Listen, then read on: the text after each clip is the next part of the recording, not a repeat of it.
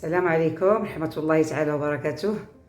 اليوم بغيت نقترح عليكم واحد الكيكة كتجي رائعة شهية ولذيذة، والأكثر من هذا أنها جد صحية.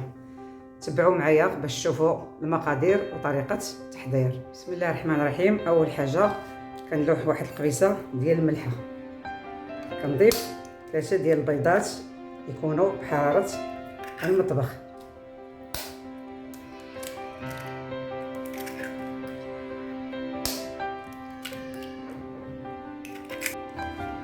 كنضيف واحد الساشي ديال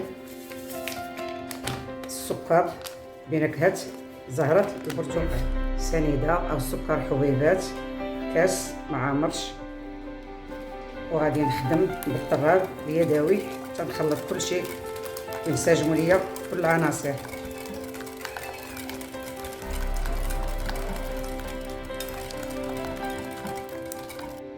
كنضيف كاس مع مرش من الزيت. زيت المائدة بطبيعة الحال، والسر في هذه الكيكة كتجي هشة وكتجي منفوخة. غادي نضيف نص كاس ديال الماء عادي بحرارة المطبخ،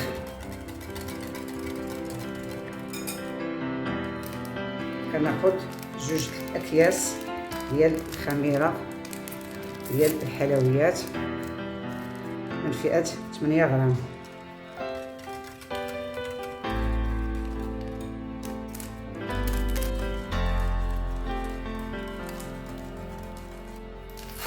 كيس ثاني،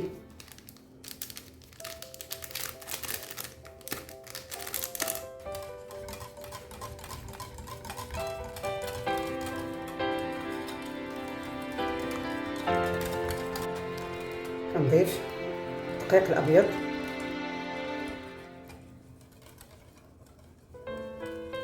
ميتين وخمسين غرام، أي ما يعادل 2 كيسان ونصف. ثاني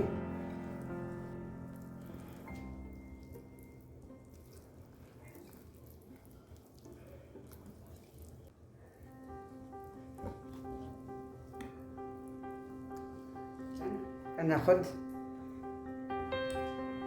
2 جزرات محكوكات على هذا الشكل.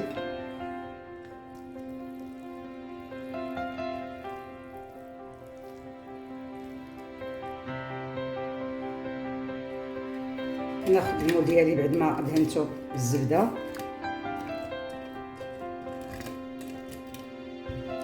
كندير فيه شويه ديال الدقيق،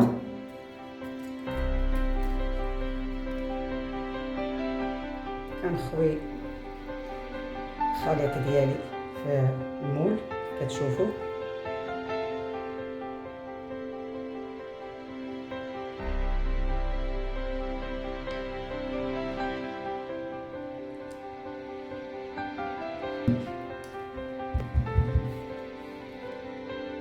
ندخلو الفران على نار متوسطه لمده 30 دقيقه.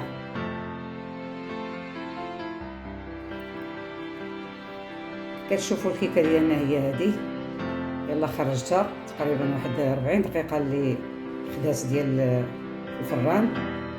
ايوا باش طريقه باش غنزينوها لكم الاختيار، اما ندهنوها بالناباج، تزينوها باللوز كونكاسي ولا بالكاوكاو كونكاسي ولا بلا كونفيتور، ديروا اللوز افيلي، لكم حريه الاختيار في التزيين.